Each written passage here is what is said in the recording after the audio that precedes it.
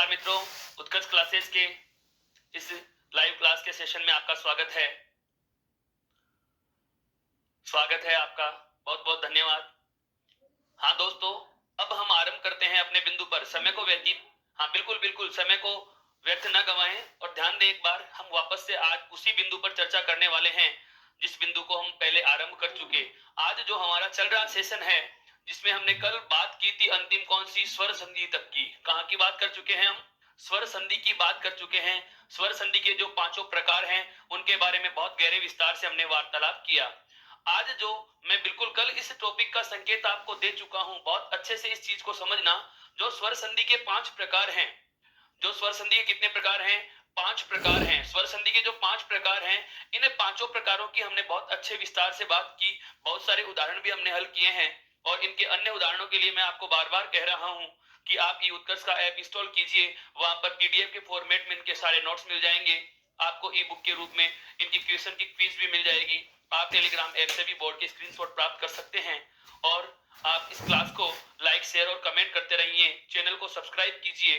बिल्कुल बिल्कुल आपके सुझाव अपेक्षित हैं। आपके सभी सुझावों पर चर्चा की जाएगी और वांछित और वेद आपके प्रश्नों के जवाब भी दिए जाएंगे। आप लगातार बने रहिए और ध्यान दीजिएगा।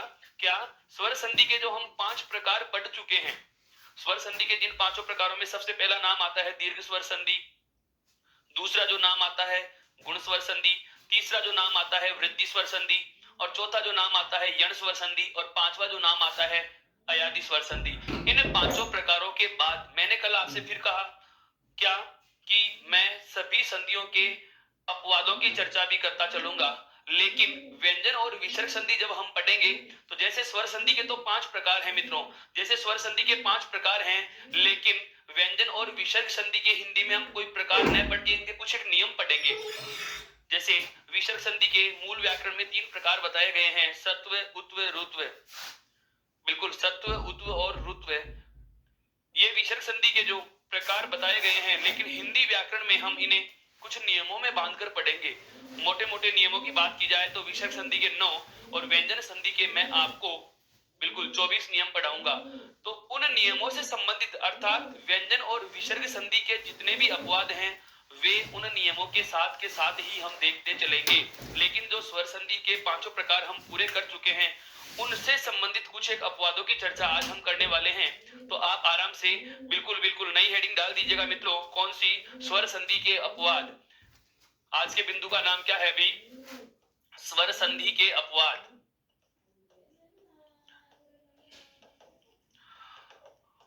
आज का बिंदु कौन सा है दोस्तों? स्वर संधि के अपवाद। कौन कौन से अपवाद हैं और वे, हाँ बिल्कुल, परीक्षा में पूछे नहीं जाते, लेकिन अध्यापक भर्ती परीक्षा, बिल्कुल रीट की बात करें, अध्यापक भर्ती परीक्षा या तृतीय श्रेणी भर्ती पात्रता परीक्षा जो थी, रीट अभी हुआ है हाल ही में, बिल्कुल 2017 का रीट था।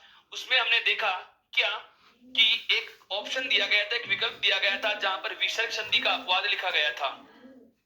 मैं वापस से बता रहा हूं कहां से कैसे कैसे प्रश्न पूछे जाते हैं।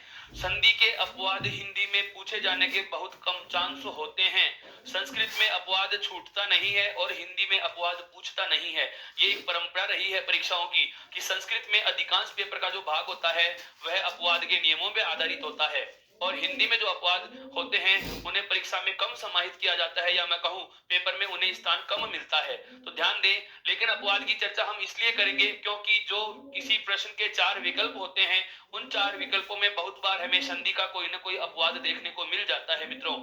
तो हम उस अपवाद को आज जानेंगे कि अपवाद है क्या चीज। सबसे पहले बात की जाए कि अपवाद किसे कहा जाए, तो ऐसे समझिए कि ऐसा कोई भी, बिल्कुल ऐसा कोई भी शब्द जिसमें किसी संधि का कोई नियम लागू नहीं होता। ऐसा कोई शब्द, चाहे वो स्वर संधि से टूट रहा हो, चाहे व्यंजन संधि से टूट रहा हो, चाहे विसर्ग संधि से टूट रहा हो, वह शब्द जिस पर किसी संधि का कोई नियम लागू नहीं होता वह अपवाद होता है। एक बात। दूसरी बात, वह शब्द जो एक से ज्यादा संधियों के नियमों को फॉलो करता है, या मैं कहूं यदि किसी शब्द में किसी एक संधि से अलावा या किसी एक संधि के अलावा दूसरी संधि का कोई नियम भी उस पर लागू होता है, तो वह शब्द भी क्या माना जाएगा, अपवाद माना जाएगा। अर्थात एकाधिक नियमों के उदाहरण और एकाधिक प्रकार के उदाहरण दोनों अपवाद में गिने जाते हैं। एकाधिक प्रकार अर्थात एक शब्द जिसमें एक से अधिक संधियों के प्रकार हैं, या एकाधिक नियम अर्थात वे शब्द जिनमें एक से अधिक नियमों का उल्लेख होता है, वो कौन से क्या माने जाते हैं मित्रों, अपवाद माने जाते हैं।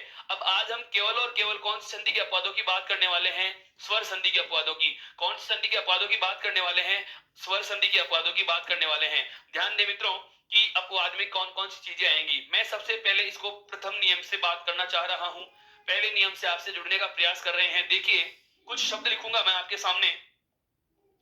सबसे पहला शब्द है प्रौढ़। सबसे पहला शब्द क्या है, प्रौढ़। फिर एक शब्द है मित्रों प्रौढ़ा। प्रौढ़, फिर है शब्द क्या, प्रौढ़ा। उसके बाद शब्द है स्वेर। शब्द क्या है मित्रों, स्वेर। उसके बाद है शब्द स्वेरिणी। उसके बाद में शब्द क्या है मित्रों, स्वेरिणी। एक शब्द आता है अक्षोहिणी। एक शब्द क्या आता है मित्रों, अक्षोहिणी।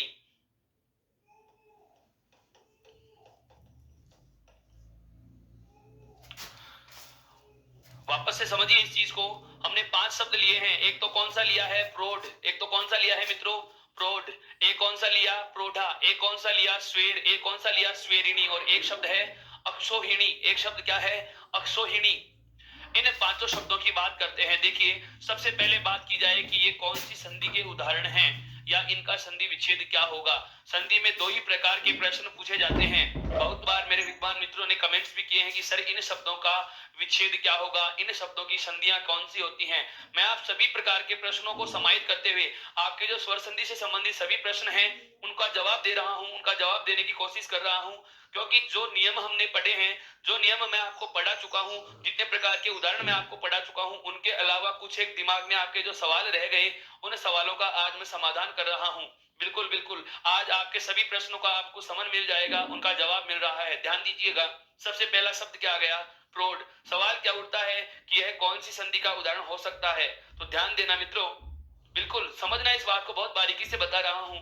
मैंने आपको संधि के जब प्रकार पढ़ाए थे उस समय पहचान की बात करते समय मैंने कहा था, यदि कोई शब्द दीर्घ संधि का उदाहरण है, यदि कोई शब्द दीर्घ संधि का उदाहरण है, तो आप उसे आ की मात्रा में से या दीर्घ ई की मात्रा में से या दीर्घ उ की मात्रा में से विच्छेदित करोगे। इन तीनों चीजों का ध्यान रखना है।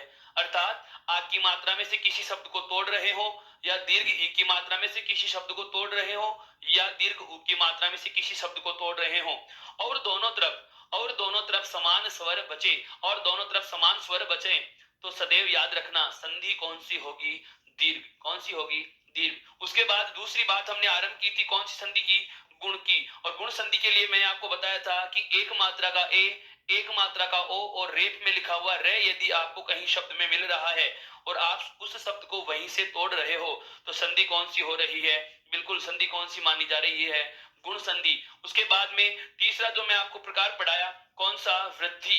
कौन सा प्रकार पढ़ा था हमने, वृद्धि संधि। और वृद्धि संधि की पहचान में मैंने आपको बताया था क्या, कि ऐ की मात्रा या औ की मात्रा में से किसी शब्द को आप तोड़ रहे हो, ऐ की मात्रा और औ की मात्रा में से किसी शब्द को आप तोड़ रहे हो, तो वहां संधि कौन सी होगी, वृद्धि संधि होगी। कौन सी होगी, वृद्धि संधि होगी। इसी के साथ आगे बात करता हूं। ये पहचान है मित्रों, ये पहचान है मित्रों। क्या यण संधि की पहचान के लिए मैंने आपको बताया था कि ऐसे ठीक पहले अक्षर कैसा होगा, आधा, या फिर वैसे ठीक पहले अक्षर कैसा होगा, आधा, या फिर वैसे ठीक पहले अक्षर कैसा होगा, आधा। इसके स्थान पर आपको शब्द में क्या मिल सकता है, त्रय भी मिल सकता है। क्या मिल सकता है मित्रों, त्रय भी मिल सकता है।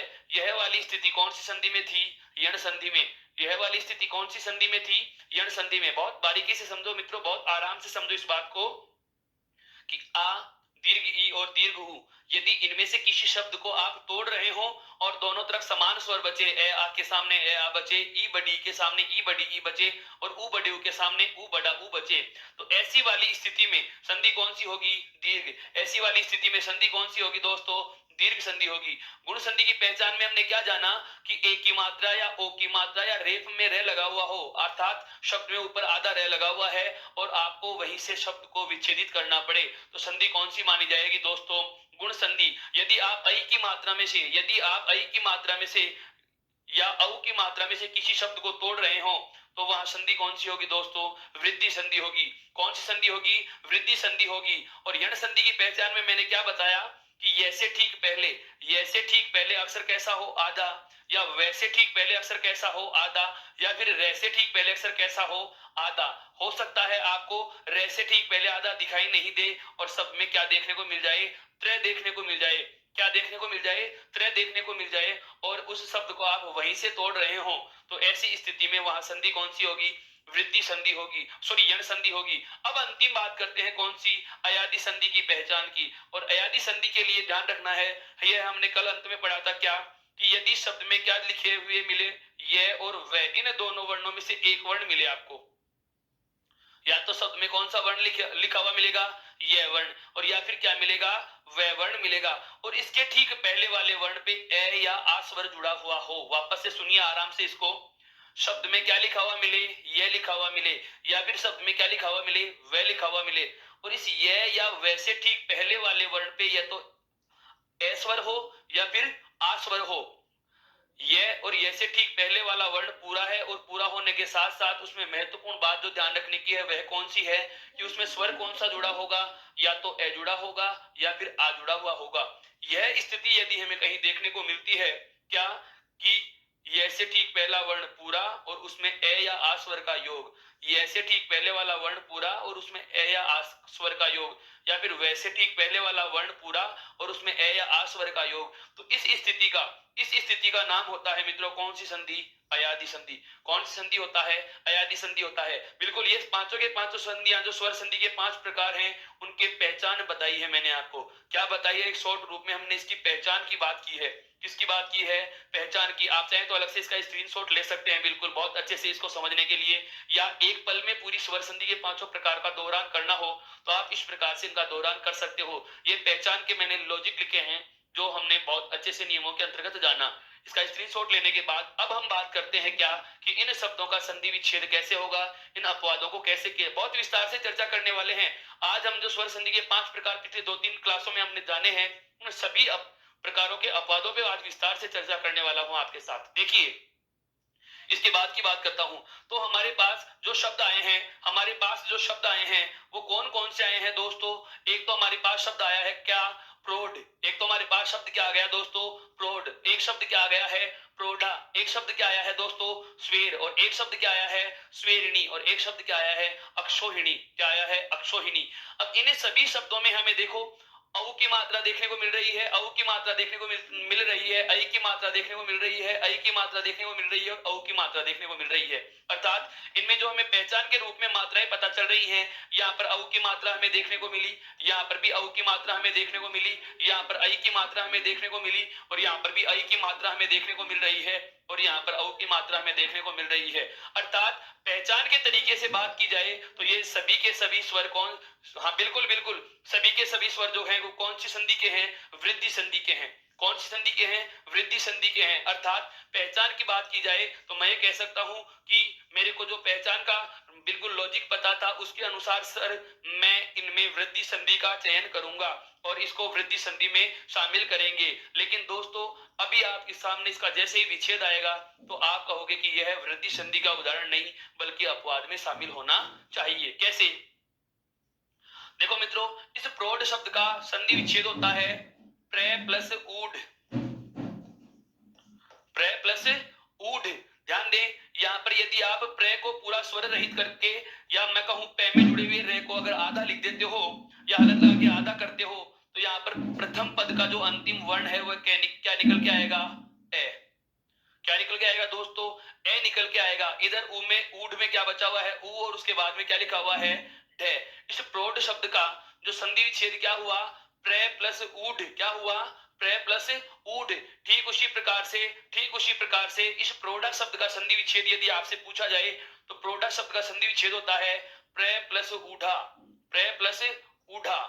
दो चीजें समझना, यहाँ पर क्या है, प्रथम पद का अंतिम वर्ण ए और दूसरे पद का पहला वर्ण क्या है, उ। और हमें बहुत अच्छे से पता है कि जब ए के बाद उ का योग हो, जब ए के बाद उ का योग हो मित्रों, तो बनता क्या है हमारे पास, गुण स्वर ओ बनता है। क्या बनता है मित्रों, ओ बनता है। क्या बनता है, ओ।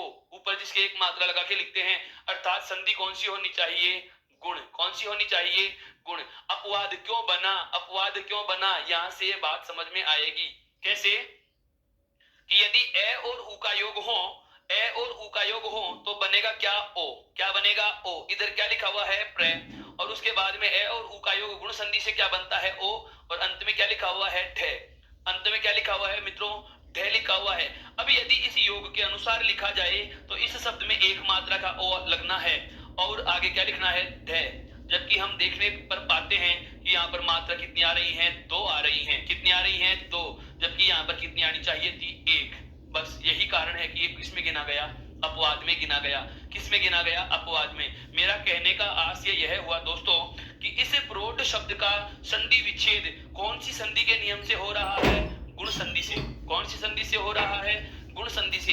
जबकि जो परिवर्तित रूप है या विकारी रूप है, जो बदला हुआ रूप है, जो अंतिम रूप हम लिख रहे हैं, वह कौन सी संधि का लिख रहे हैं, वृद्धि संधि का।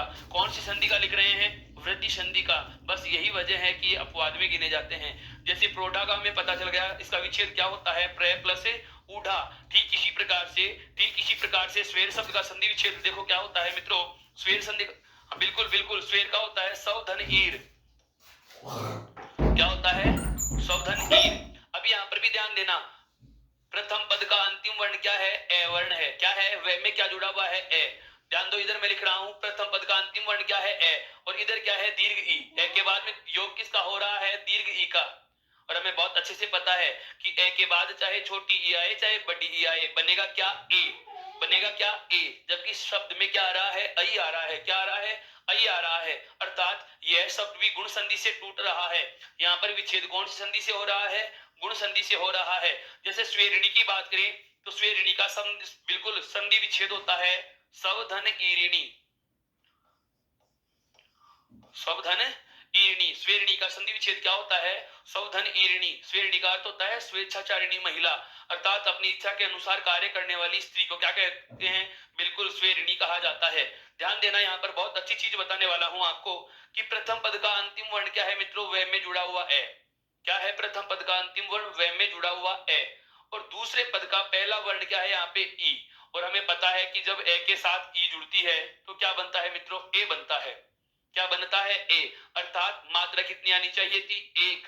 जबकि हम यहाँ पर लगा कितनी रखे हैं, वृद्धि की, अर्थात दो लगा रखे हैं। तो यह भी क्या हो गया, अपवाद हो गया। अंतिम जो शब्द है कौन सा, अक्षोहिणी। अक्षोहिणी का संधि विच्छेद देखो क्या होता है, अक्ष योग उहिनी। अक्ष योग उहिनी। वापस से समझना मित्रों,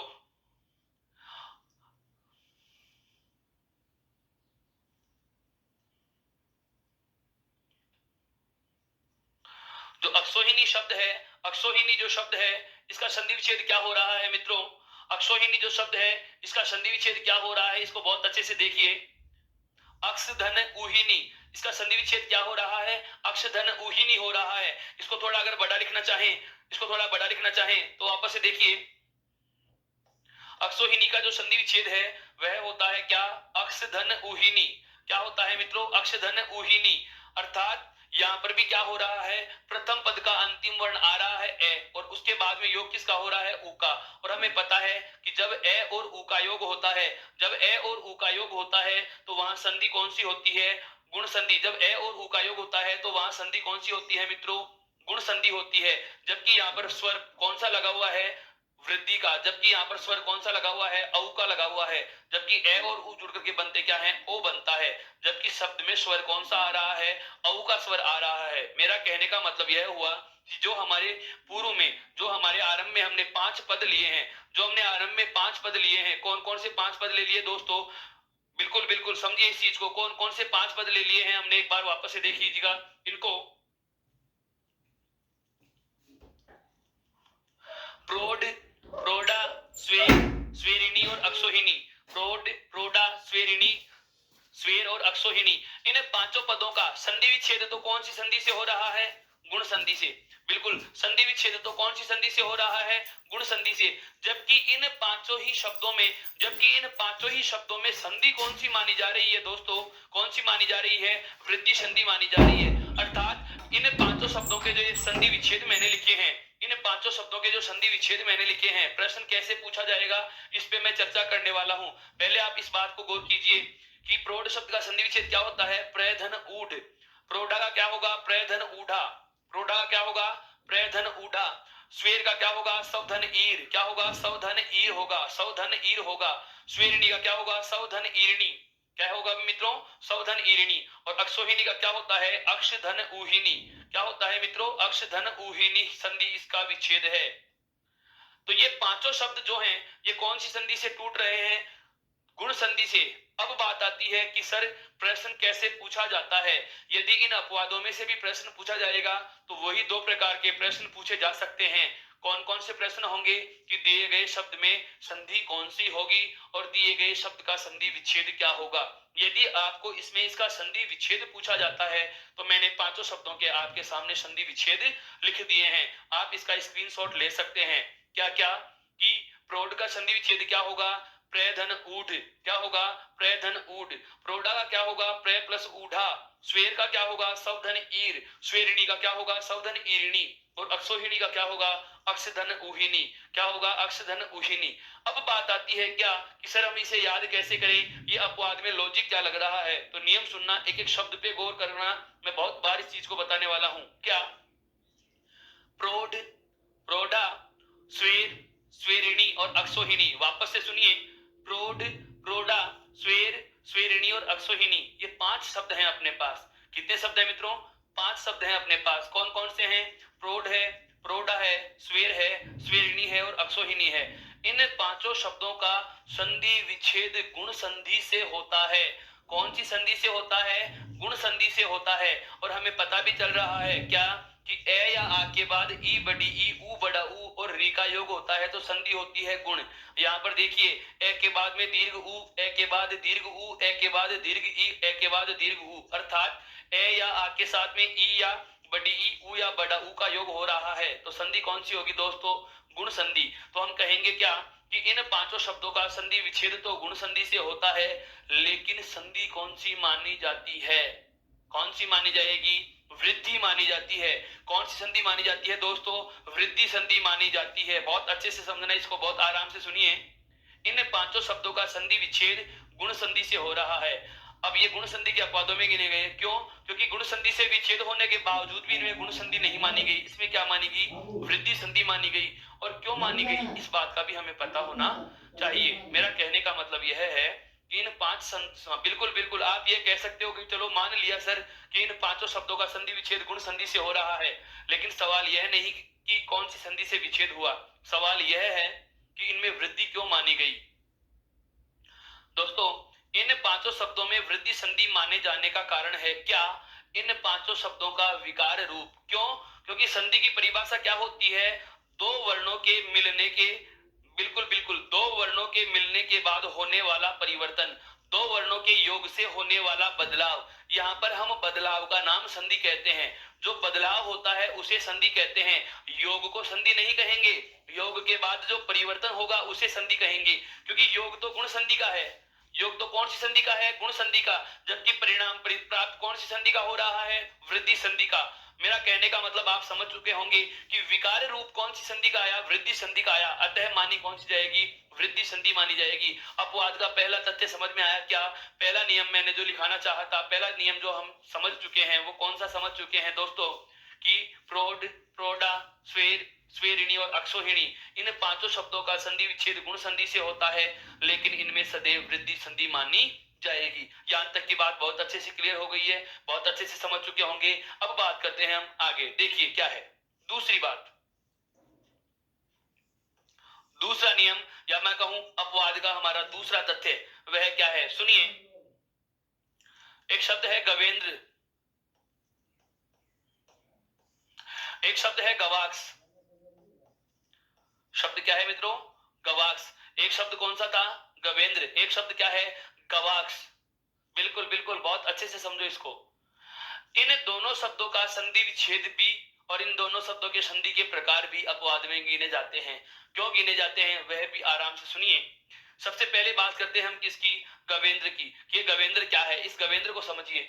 देखने में हमें लग रहा है कि यहाँ पर एक मात्रा का ए अर्थात गुण स्वर लगा हुआ है। कौन सा स्वर लगा हुआ है, हाँ बिल्कुल, कौन सा स्वर लगा हुआ है, गुण स्वर लगा हुआ है। तो गुण संधि के अनुसार इसका विच्छेद क्या होना चाहिए, गव धन इंद्र। क्या होना चाहिए मित्रों, गव धन इंद्र। यहां तक कोई दिक्कत रहेगी क्या, बिल्कुल नहीं, बिल्कुल बिल्कुल सही है, आपका कहना बिल्कुल सही है कि यह गुण संधि का उदाहरण है और इसमें इसका संधि विच्छेद क्या होगा, गव धन इंद्र। लेकिन मित्रों इसमें केवल गुण संधि ही होती और गुण संधि का ही यह उदाहरण माना जाता तो इसको अपवाद में लाने की जरूरत क्या पड़ गई। बिल्कुल लॉजिक समझो। अगर अपवाद के लिए मैंने कहा था अपवाद की वजह दो हो सकती हैं, क्या क्या, या तो कोई शब्द एक से ज्यादा संधियों में गिना जाता है या फिर कोई शब्द में एक से ज्यादा संधियों के नियम लगते हैं। दोनों चीजें समझना, या तो एकाधिक नियमों को फॉलो करने वाला है, जैसे संधि स्वर ही स्वर हो लेकिन दो संधियों के नियम लग जाएं, जैसे अभी हमने ठीक पहले पढ़ा कि गुण संधि और वृद्धि संधि आ रही थी, उसको कहा जाता है एकाधिक, बिल्कुल उसको कहा जाता है एकाधिक नियमों के अपवाद, जिसमें एक से अधिक नियम लग रहे हों। और यह भी है एकाधिक नियमों का अपवाद, अर्थात इसमें भी एक से अधिक नियम लगेंगे। कैसे, यदि इस गवेंद्र शब्द को हमें दे दिया जाए और कहा जाए कि दिए गए शब्द में कौन सी संधि है या दिए गए शब्द का संधि विच्छेद क्या है, और हमारे पास केवल एक सही विकल्प दिया गया है, क्या, गवधन इंद्र।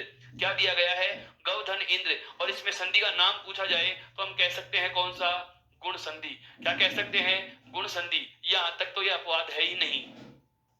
अगर इतना ही दिया जाता तो यह अपवाद होता ही नहीं, क्योंकि यह चीज तो नियम से पता चल चुकी है हमें। इसको अपवाद मानने की वजह यह नहीं, इसको अपवाद मानने की वजह यह है कि इस गवेंद्र शब्द का दूसरा संधि विच्छेद और होता है जो सही नहीं है, जो सही नहीं है फिर भी माना जाता है, फिर भी माना जाता है, और वो है मित्रों क्या, गोधन इंद्र। कौन सा है दोस्तों, गोधन इंद्र। क्या है दोस्तों, गोधन इंद्र। अब ये शब्द देखो क्या बनता है, अयादि संधि से इसे तोड़ने का प्रयास किया जा रहा है, बनने वाला शब्द गवेंद्र नहीं बनेगा जबकि गविंद्र बनेगा। क्या बनेगा, गविंद्र बनेगा। लेकिन स्वीकार किया गया, क्यों स्वीकार किया गया, क्योंकि गव का अर्थ भी क्या होता है, गाय। बिल्कुल बिल्कुल इस चीज को समझना है दोस्तों आपको, क्या कि गव का अर्थ भी क्या होता है दोस्तों, गाय होता है, और गो का अर्थ भी क्या होता है दोस्तों, गाय होता है। क्या होता है, गाय होता है। गौ और गो दोनों के दोनों समानार्थी शब्द हैं, इन दोनों का हम कहें तो पर्याय रूप में प्रयोग किया जा सकता है, चाहे तो गौ लिखो चाहे गो लिखो, दोनों का अर्थ समान होगा। कौन सा, गाय। अब इधर क्या है, इंद्र, ये तो पद समान ही है। अब गो प्लस इंद्र, संधि कौन सी है यहाँ पर, अयादि संधि। कौन सी संधि दे रखी है, अयादि संधि दे रखी है। जबकि इसका वास्तविक रूप देखा जाए तो गो प्लस इंद्र का परिणाम हमें जो प्राप्त होता है मित्रों, वह होता है क्या, गविंद्र प्राप्त होता है। क्या प्राप्त होता है, गविंद्र प्राप्त होता है। लेकिन लिखा कौन सा जाता है, गविंद्र लिखा जाता है। यह वजह होती है कि इसे अपवाद में शामिल किया गया। क्यों, क्योंकि गो का अर्थ भी गाय होता है और गौ का अर्थ भी गाय होता है, दोनों पदों का अर्थ समान होने की वजह से इस शब्द के दो प्रकार से संधि विच्छेद कर लिए गए, जबकि दोनों का अर्थ एक ही है, भगवान श्री कृष्ण से लिया गया, गायों का स्वामी, गायों का पालक, गोपाल जिसको हम कहते हैं, कौन है, भगवान श्री कृष्ण। बहुवीरी समास के उदाहरणों में भी आप इसको गिन सकते हो, योग रूढ़ शब्दों में भी बिल्कुल योग रूढ़ शब्दों में भी आप इसे शामिल कर सकते हो। यहां तक की बात हमें समझ में आई। अभी मैंने अपवाद का नियम नहीं बताया, अभी मैं सिर्फ वो चीजें चर्चा कर रहा हूं जो इन्हें अपवाद साबित करेंगी। अभी मैं सिर्फ वह बात आपको बताने की कोशिश कर रहा हूं कि इनको अपवाद क्यों माना गया। जैसे गवेंद्र शब्द का संधि विच्छेद होता है गव योग इंद्र, केवल ये एक ही संधि विच्छेद माना जाता और केवल यह एक ही संधि मानी जाती तो इसे अपवाद में नहीं शामिल करते। इसमें अपवाद शामिल करने की वजह क्या हो गई कि यह इसका सही संधि विच्छेद नहीं है। बार बार कह रहा हूं, ध्यान से सुनना, गवेंद्र का सही संधि विच्छेद यह नहीं है। गो प्लस इंद्र का परिणाम क्या होता है, गविंद्र होता है। कौन सा होता है मित्रों, गविंद्र होता है। जबकि गवेंद्र का संधि विच्छेद हम दूसरा कौन सा मान रहे हैं, गो योग इंद्र मान रहे हैं, और संधि का नाम कौन सा दे रहे हैं, अयादि संधि। एक बात आपके बहुत अच्छे से समझ में आ गई है। अब दूसरा है कौन सा, शब्द आ गया गवाक्ष, और वही वाली बात, इसका देखो, इसका भी दो प्रकार से संधि विच्छेद होगा। एक तो होता है गव धन अक्षी, गवधन अक्षी। अब आपके जहन में एक सवाल उठ रहा होगा, बिल्कुल बिल्कुल आपके जहन में एक सवाल आ चुका कि सर यहाँ पर तो ये ई की मात्रा है ही नहीं। देखो यहाँ पर क्षय में ई की मात्रा नहीं है, जबकि यहाँ मैंने ऋस्व ई का प्रयोग कर लिया। अभी एक आगे और नियम आएगा, मैं आपके सामने 4-5 शब्द लिखूंगा। देखो मित्रों, एक तो शब्द आता है अच्छ, एक शब्द आता है इच्छ, एक शब्द आता है अक्ष, एक शब्द आता है रात्र। क्या आता है? रात्र। एक शब्द आता है निस। एक शब्द कौन सा आता है? निस। वापस से सुनना, बिल्कुल पूरा बड़ा नियम मैं चर्चा करूंगा आपसे। जैसे एक शब्द तो आपके सामने आता है रात्र, एक शब्द आता है कौन सा? निस, एक शब्द आता है आपके सामने इच्छ, और एक शब्द आता है आपके सामने अच्छ। कौन सा आता है? अच्छ। ये कुछ एक शब्द है दोस्तों। एक शब्द आता है अक्ष। क्या? अक्ष।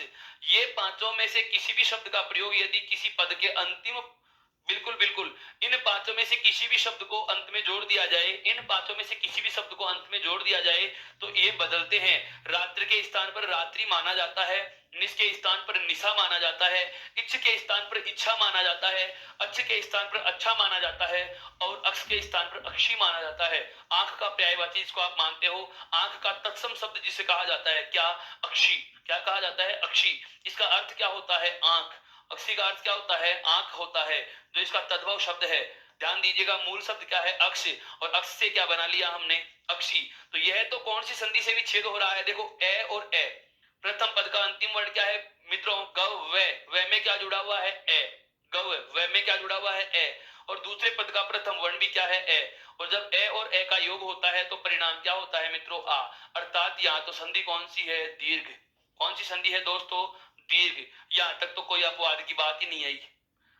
बिल्कुल, जो संधि है उस संधि का नियम लग रहा है, जो संधि है उस संधि का नियम लग रहा है, और मैं इसको बहुत आराम से बता पा रहा हूं कि यहाँ संधि कौन सी होगी? दीर्घ होगी। लेकिन अपवाद के लिए क्या वजह आ गई? तो वही बात, क्या जैसे गवकार से गाय होता है वैसे ही गोकार से भी क्या होता है? गाय। इसे भी वापस से आप कौन सी संधि से तोड़ोगे? बिल्कुल बिल्कुल, कौन सी संधि से तोड़ोगे? अयादि संधि से। और इसका भी विच्छेद क्या लिखोगे? गोधन अक्सी। बिल्कुल बिल्कुल, गोधन अक्सी। इस शब्द का जो रूप होता है वह इस संधि में, अयादि संधि में, कौन सी संधि में दोस्तों? अयादि संधि में वास्तविक रूप बनना क्या है? गो प्लस अक्षी। इसका अर्थ क्या होला?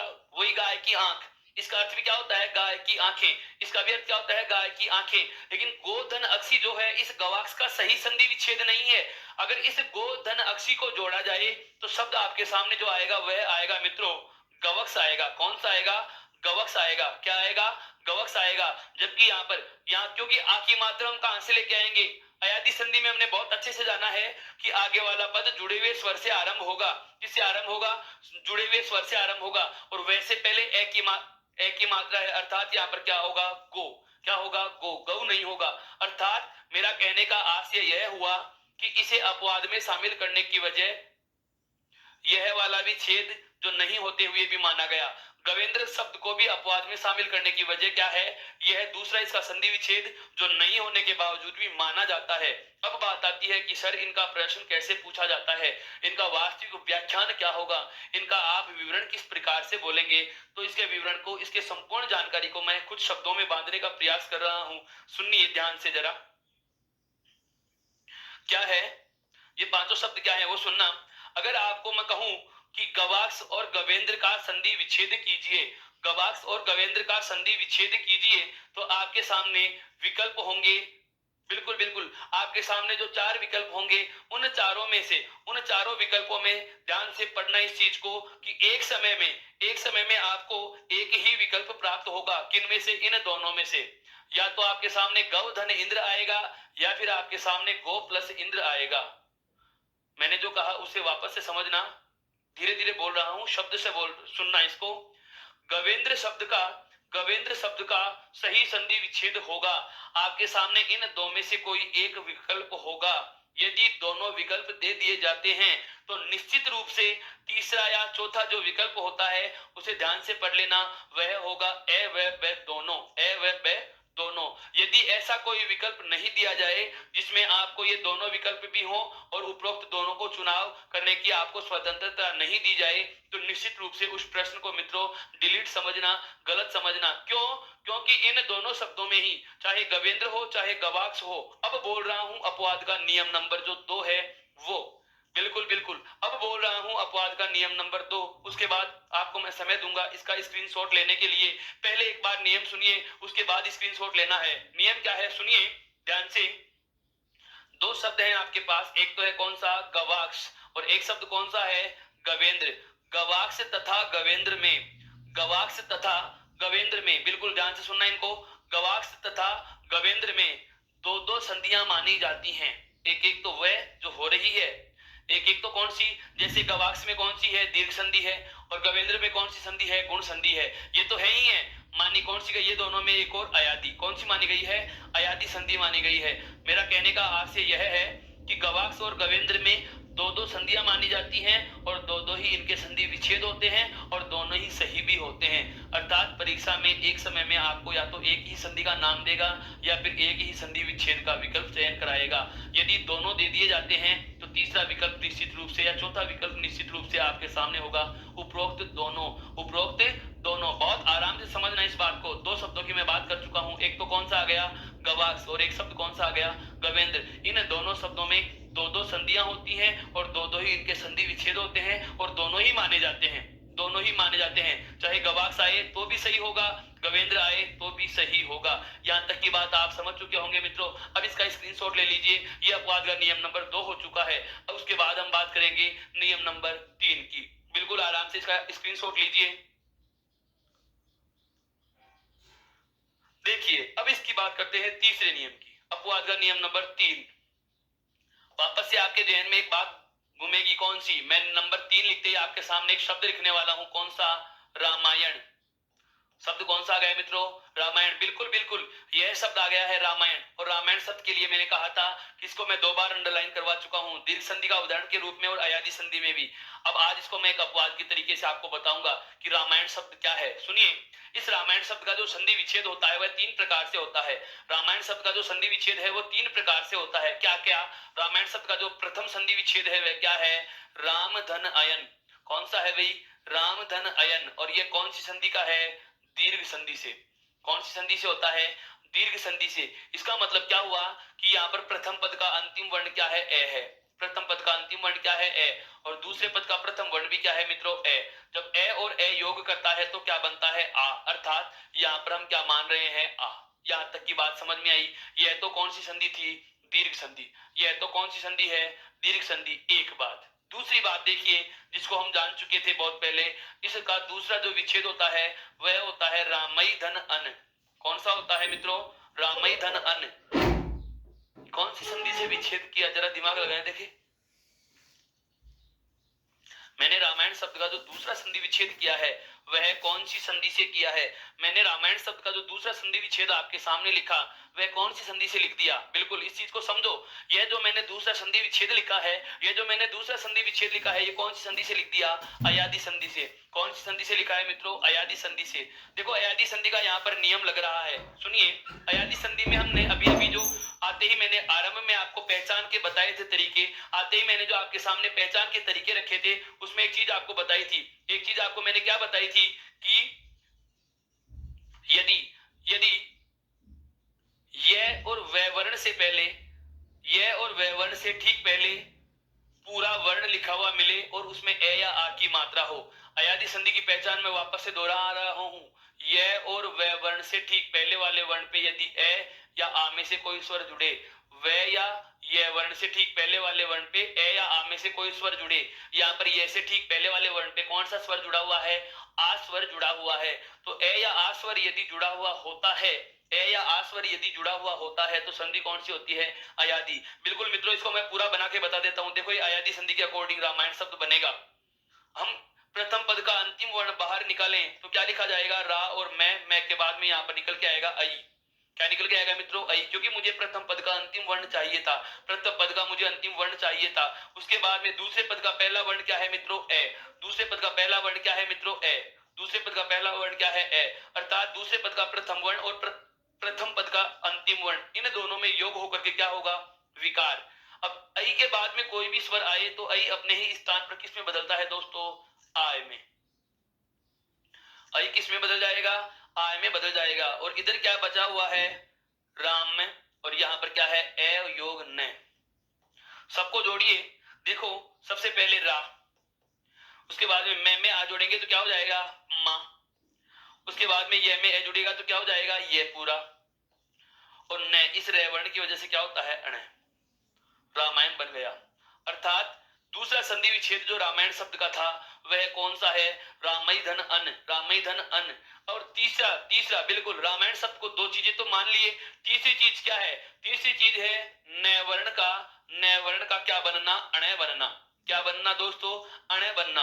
यह इसका अपवाद का जो तीसरा तथ्य है।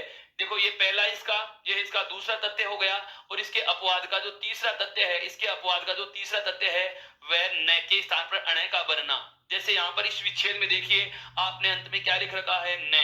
यहाँ पर भी इस विच्छेद में आपने अंत में क्या लिख रखा है? न। जबकि हमारे शब्द में क्या लिखा हुआ है? ट वर्ग का पांचवा णकार लिखा हुआ है। जबकि हमने इसे बदल किसमें दिया? संधि विच्छेद करते समय ट वर्ग के पांचवे या दंत्य वर्ग के पांचवे वर्ण में अर्थात नकार में बदला। कैसे बदला? ये बदलाव क्यों हुआ? तो दोस्तों यह जो बदलाव है, यह जो बदलाव है, यह बदलाव व्यंजन संधि से हो रहा है। कौन सी संधि की वजह से हो रहा है? व्यंजन संधि की वजह से हो रहा है। जब समय आएगा व्यंजन संधि के पढ़ने का, उस समय मैं व्यंजन संधि का अंतिम से ठीक पहला यानी कि नियम नंबर 23 पढ़ाऊंगा। उसमें एक नियम पे चर्चा करेंगे। क्या? एक बार केवल मौखिक सुनिए, बिल्कुल आराम से एक बार मौखिक सुनिए। जब नियम आएगा तब इसके बारे में बहुत विस्तार से चर्चा करेंगे, इसके बहुत सारे उदाहरण पढ़ेंगे। फिलहाल इतना सा जान लीजिए कि यदि शब्द में क्या लिखा हुआ हो? नैवर्ण लिखा हुआ हो। क्या लिखा हुआ हो मित्रों? नैवर्ण लिखा हुआ हो। और उसके ठीक पहले आपको देखने हैं तीन में से कोई भी एक वर्ण। कौन कौन से? आप एक तो री, एक तो कौन सा देखना है? री देखना है मित्रों। क्या देखना है? री देखना है। एक आपको देखना है रे, और एक आपको देखना है मूर्धन्य से। यदि नैवर्ण से पहले बचा हुआ शब्द, यदि नैवर्ण से पहले आरंभ में जो बचा हुआ शब्द है, उस शब्द में इन तीनों में कोई भी वर्ण यदि आपको मिल जाए, वापस से बोल रहा हूं, बहुत आराम से सुनना। यदि नैवर्ण से पहले जो बचा हुआ शब्द है, यदि नैवर्ण से पहले जो बचा हुआ शब्द है उसमें री, रे और से, इन तीनों में से कोई भी वर्ण मिले, चाहे एक आए, दो आए, चाहे तीनों आ जाएं, चाहे ठीक पहले हो चाहे बहुत पहले हो, कहीं भी हो, नैवर्ण से पहले बचा हुआ जो शब्द होता है, इस नैवर्ण से पहले जो बचा हुआ शब्द होता है उसमें कहीं भी इन तीनों में से कोई भी वर्ण यदि आपको मिल जाता है, तो इस न के स्थान पर आप शब्द में क्या लिखोगे? अण लिखोगे। क्या लिखोगे दोस्तों? अण। देखिए जैसे यहाँ पर अयन में इन तीनों में से एक भी वर्ण नहीं है तो न का नहीं रहा। लेकिन जैसे ही आपने क्या किया, लेकिन जैसे ही आपने इस अयन शब्द को राम शब्द के साथ में जोड़ा, तो इस पद में ये न इस रेवर्ण की वजह से किस में बदल गया? अण में बदल जाता है। यहाँ पर भी देख लीजिएगा आप, इस अन में न से पहले ये ए है, री, रे और से में से कुछ नहीं मिल रहा। लेकिन जैसे इस अन को आप रामई के साथ जोड़ोगे तो ये रेवर्ण होने की वजह से इस नैवर्ण को इस रेवर्ण के कारण किसमें बदलना पड़ा? हमें अण में बदलना पड़ा। किसमें बदलना पड़ा? णकार में बदलना पड़ा, टेवर के पांचवें में बदलना पड़ा। और ये बदलाव कौन सी संधि से होता है? व्यंजन संधि से होता है दोस्तों। कौन सी संधि से होता है? व्यंजन संधि से होता है। तो यह बात आपके बहुत अच्छे से समझ में आ गई होगी। अब आप इसका नियम कैसे बोलोगे? इसका नियम क्या है वो सुनना। कि रामायण शब्द में बिल्कुल ये इसका इतना विस्तार से मैं चर्चा इसलिए कर रहा हूं क्योंकि ये सेकंड ग्रेड 2016 में प्रश्न पूछा जा चुका है। अर्थात ये प्रश्न फिर से दोहराए। रामायण शब्द, विद्यालय शब्द देखने में बहुत सरल लगते हैं, लेकिन रामायण शब्द में हमें पता चल रहा है क्या कि तीन तीन संधियों के नियम लग रहे हैं, जिसमें एकाधिक संधि भी हो गई और एकाधिक नियम भी हो गए। एकाधिक नियम का मतलब तो इसमें स्वर संधि के दो नियम लग गए, एक तो दीर्घ का लग गया और एक अयादि का लग गया। और एकाधिक संधियां अर्थात इसमें व्यंजन संधि का नियम भी लग रहा है और स्वर संधि का नियम भी लग रहा है। तो मैं कहूंगा इसको परिभाषा के शब्दों में बांधने का प्रयास कर रहा हूं। सुनिए कि रामायण शब्द में तीन संधियों के नियम लगते हैं। रामायण शब्द में तीन संधियों के नियम लगते हैं। यह आपको भ्रमित करने के लिए इस प्रकार का विकल्प दे करके आपकी मति भ्रमित कर सकता है, आपको कंफ्यूज कर सकता है, लेकिन आप निश्चित रूप से जो मैं बोल रहा हूं इस लाइन को सदैव के लिए याद रखना। क्या बोला मैंने? कि रामायण शब्द में तीन संधियों के नियम लगते हैं, लेकिन इसमें सदैव दीर्घ संधि ही मानी जाएगी। कुछ समझ में आया दोस्तों मैंने क्या कहा?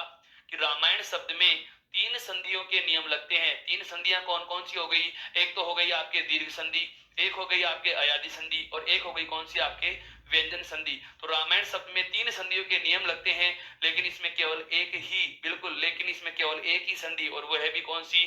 दीर्घ संधि ही मानी जाएगी। लेकिन इसमें सदैव कौन सी मानी जाती है? दीर्घ ही मानी जाती है। कौन सी मानी जाती है दोस्तों? दीर्घ ही मानी जाती है। इस बात को भी बहुत अच्छे से याद रखना है आपको। अब आप इसका स्क्रीनशॉट ले सकते हैं अच्छे से, उसके बाद हम आगे वाले नियम पे चर्चा करेंगे एक बार।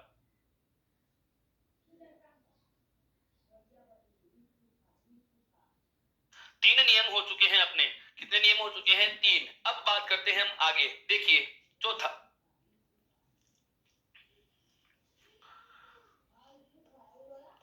जो मैं लाइन लिख रहा हूं उसको समझिए, उसके बाद उसका उदाहरण लेंगे। यदि बिल्कुल इन शब्दों का अभी मैंने आपको संकेत दिया था, 4-5 जो शब्द सुने आपने, कौन कौन से? अक्षी, रात्र, निश, इच्छ, इच्छा, इस प्रकार के। सुनिए क्या है वो। यदि किसी शब्द के अंत में, यदि किसी शब्द के अंत में, यदि किसी शब्द के अंत में अक्ष, रात्र, निश, इच्छ और अच्छ,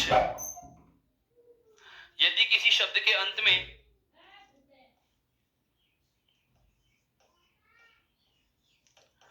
यदि किसी शब्द के अंत में अक्ष, रात्र, निश, इच्छ और अच्छ हो तो ये क्रमशः जिस क्रम में ऐसे लिखा है उसी क्रम में इनके बदलाव लिख रहा हूं। तो ये क्रमशः अक्षी, रात्रि, निशा, इच्छा और अच्छा। वापस से सुनना, एक एक शब्द पे गौर करना ध्यान से। यदि किसी शब्द के अंत में कौन कौन से शब्द हो? अक्सी हो, सॉरी अक्स हो, इच्छ हो, अच्छ हो, रात्र हो और निश हो, तो ये किस किस में बदल जाएंगे? अक्स के स्थान पर क्या आएगा दोस्तों? अक्स के स्थान पर क्या आएगा दोस्तों? अक्सी। क्या आएगा? अक्सी। कब? जब आप विच्छेद करेंगे। अभी मैं इन सभी के उदाहरण भी आपके सामने रखूंगा, पहले नियम जो मैंने बोला है उसको ध्यान दीजिएगा।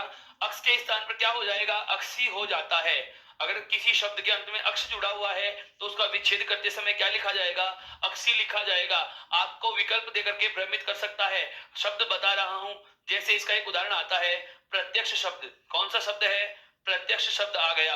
यण संधि का उदाहरण है प्रत्यक्ष। अब आपको इसका संधि विच्छेद पूछा जाए, यण संधि का ऐसे ही तो है, देखो शब्द में ये मिल रहा है और ऐसे पहले वाला शब्द क्या है? आधा। संधि कौन सी हो गई? यण। अब बात आती है इसका विच्छेद कैसे हो, तो हमें विकल्प दे सकता है क्या? प्रति प्लस अक्ष। क्या दे सकता है? प्रति प्लस अक्ष। तो हमें अक्ष नहीं करना, क्योंकि अक्ष का मतलब होता है केंद्र, और यहाँ पर होता है अक्ष का अर्थ क्या लिया जा रहा है? आंखें। क्या लिया जा रहा है? आंखें। और आंखें कब निकलेगा? जब इस अक्ष को आप क्या बनाओगे? अक्षी बनाओगे। तो मैंने क्या कहा कि यदि किसी पद के अंत में अक्ष, रात्र, निश, इच्छ, अच्छ हो तो ये क्रमशः अक्षी, रात्रि, निशा, इच्छा तथा अच्छा में बदल जाते हैं। अच्छा में बदल जाते हैं। यह हमारा नियम हो गया, यह हमारा नियम हो गया है।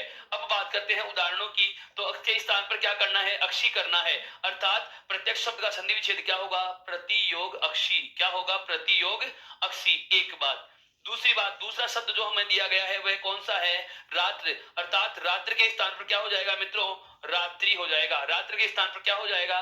रात्रि हो जाता है। एक संयोग का उदाहरण आता है, एक संयोग का उदाहरण आता है। जैसे हिंदी महीनों के अनुसार एक त्योहार मनाया जाता है, कौन सा? नवरात्र मनाया जाता है। कौन सा मनाया जाता है? नवरात्र मनाया जाता है। नवरात्र लिखते हैं हम।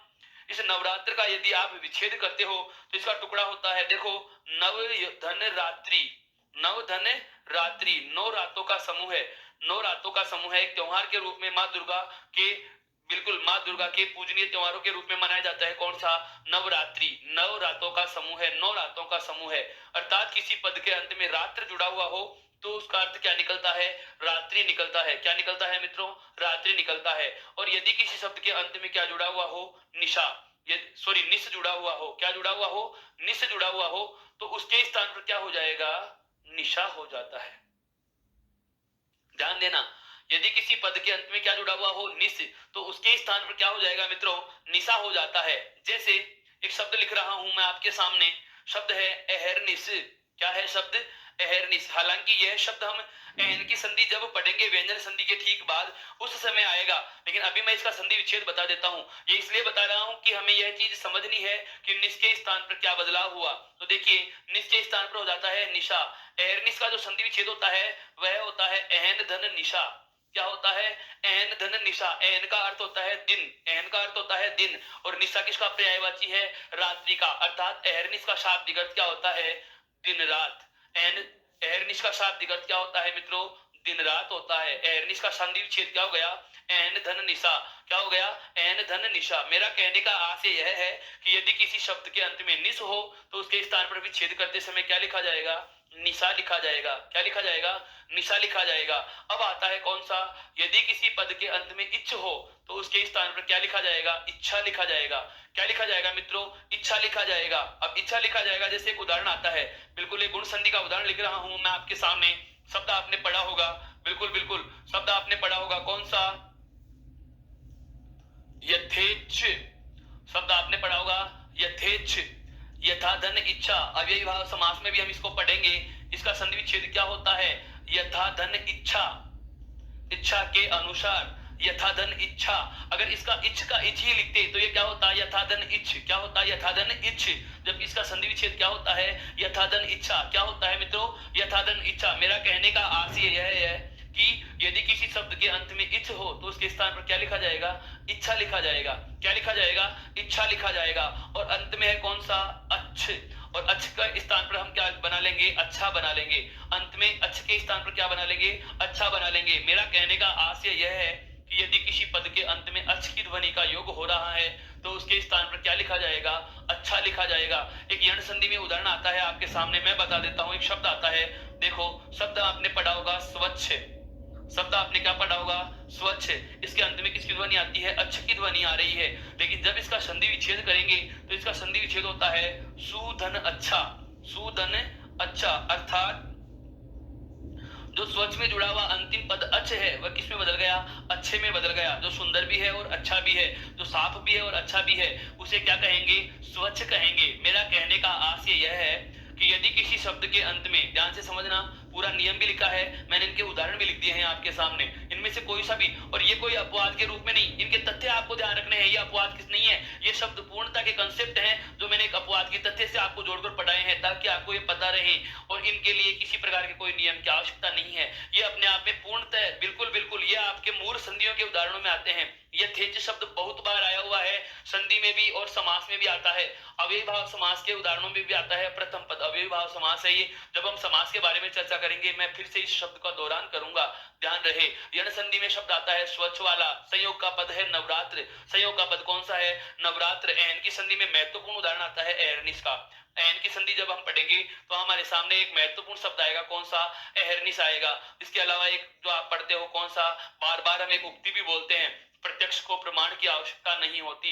जो आंखों के सामने हो जाता है उसे और किसी सबूत या गवाह की जरूरत महसूस नहीं होती। जो आंखों के सामने हो, प्रति प्लस अक्षी, अर्थात आंखों के है सामने, उस चीज को हमें अगर समझना हो तो हमें पता होना चाहिए कि अक्ष के स्थान पर क्या हो जाता है मित्रों? अक्षी हो जाता है।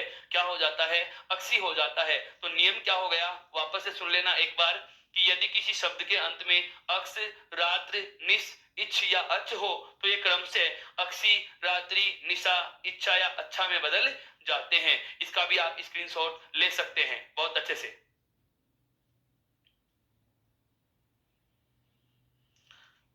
आगे बढ़े, आगे बढ़ते हैं। देखिए आगे बढ़ते हैं। इसमें अगला जो हमारा नियम आ रहा है, उससे पहले मैं कुछ शब्द लिखने की कोशिश कर रहा हूं। उन शब्दों का आप देखिए जरा संधि विच्छेद करना। एक शब्द आता है विश्वामित्र।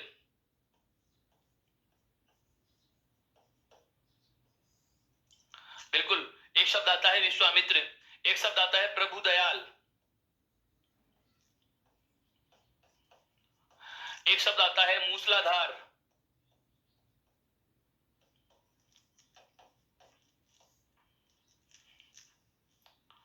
बिल्कुल, ये बहुत अच्छे शब्द बता रहा हूं। हाँ, एक शब्द आता है विश्वामित्र, एक शब्द है प्रभु दयाल, एक शब्द है कौन सा? विश्वामित्र। एक शब्द है क्या? सारंग। शब्द क्या है मित्रों? सारंग।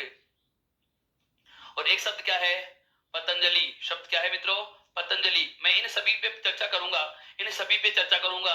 विश्वामित्र, प्रभु दयाल और मूसलाधार। मैं आपसे पूछना चाहता हूं, बिल्कुल बिल्कुल, मैं आपसे पूछना चाहता हूं, जरा आप मुझे बताएंगे कि इस विश्वामित्र का संधि विच्छेद क्या होगा। एक बार इनको हम बाद में ले लेंगे, इन दोनों शब्दों को हम बाद में ले लेंगे, पहले चर्चा में हम इन्हीं की बात करते हैं कि विश्वामित्र का संधि विच्छेद क्या होगा। बिल्कुल बिल्कुल। अब समझिए, यहां पर हमारे जहन में दो सवाल आ रहे हैं। आप कहोगे कि सर वर्ण से ठीक पहले आधा आ रहा है, वह वर्ण से ठीक पहले आधा आ रहा है, मैं इसको यण संधि से तोड़ दूं क्या? चलो मान लिया इसमें यण संधि से विच्छेद करें तो इसका विच्छेद क्या होता है? विसु। क्या होता है? विसु। वह में कौन सा स्वर जुड़ा हुआ है? आ। विसु प्लस आमित्र, दोनों ही प्रकार के पदों का कोई अर्थ नहीं निकलता, अर्थात यह संधि विच्छेद तो गलत है। दूसरा संधि विच्छेद जो होना चाहिए क्या, कि यहाँ पर आ की मात्रा में से इसको तोड़कर देखिए, हो सकता है दीर्घ संधि हो। तो दीर्घ संधि में देखिए तो हमें पता है ए या आ के बाद में ए या आ का योग होता है तो क्या बनता है? आ बनता है। ए या आ के बाद में ए या आ का योग होता है तो क्या बनता है मित्रों? आ बनता है। मैं इसका विच्छेद करूंगा तो शब्द क्या लिखा जाएगा? विश्व। बिल्कुल। और इधर क्या आना चाहिए? या तो अमित्र आना चाहिए और या फिर क्या आना चाहिए? आमित्र आना चाहिए मित्रों, क्योंकि संधि पद यही कह रहा है, संधि पद यही कह रहा है क्या, कि विश्व व में क्या जुड़ा हुआ है मित्रों? इस व में क्या जुड़ा हुआ है हमें पता है? ए। और इधर क्या है? या तो ए और या फिर आ। अब चाहे ए के साथ ए जोड़ो चाहे ए के साथ आ जोड़ो, बनना क्या है? आ ही बनना है। लेकिन मैं कहूं कि इस प्रकार का यदि आप विच्छेद करते हो तो भी ये गलत होगा, तो भी ये गलत होगा। विश्व प्लस अमित्र और विश्व प्लस आमित्र, इस प्रकार का विच्छेद भी आपके इस विश्वामित्र में क्या हो जाएगा? गलत हो जाएगा। विश्व प्लस अमित्र और विश्व प्लस आमित्र गलत क्यों होगा? इसका कारण जानिए मित्रों, इसका कारण जानिए। कारण यह है, विश्व का मतलब तो हो गया संसार, विश्व का मतलब तो क्या हो गया? संसार। और मित्र का मतलब क्या होता है मित्रों? सखा। मित्र का मतलब क्या होता है? सखा। जो विश्व का सखा है उसको तो विश्वामित्र कहें, लेकिन हम अगर उपसर्ग के रूप में ए जोड़ रहे हैं, लेकिन यदि हम उपसर्ग के रूप में ए जोड़ रहे हैं तो ए उपसर्ग जहां भी जुड़ा होता है वो किसका अर्थ देता है?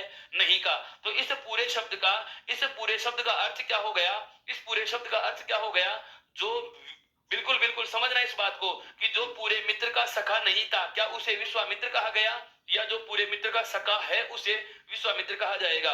तो ध्यान देना, इस विश्वामित्र का संधि विच्छेद क्या होना चाहिए, कि जो विश्व का क्या है? मित्र है। जो विश्व का क्या है? मित्र है। तो हम इसका सही संधि विच्छेद लेंगे, वो क्या लेंगे सुनिए, इसका सही संधि विच्छेद क्या होगा? विश्व प्लस मित्र। क्या होगा? विश्व प्लस मित्र। अब आप कहोगे सर कि यहाँ पर तो वह है और यहाँ पर वाह क्यों हुआ?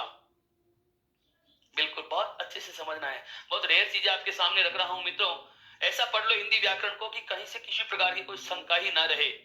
केवीएस इंटरव्यू में पूछा गया प्रश्न है ये, बिल्कुल।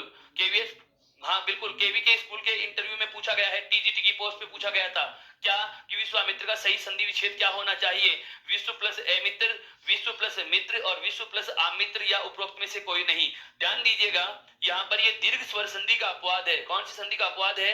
दीर्घ स्वर संधि का अपवाद है, जिसमें कहा जाता है क्या, यहाँ पर नियम जो लगता है अपवाद का, उस अपवाद के नियम को एक शब्द से आप परिभाषित कर सकते हैं क्या? स्वर का दीर्घीकरण।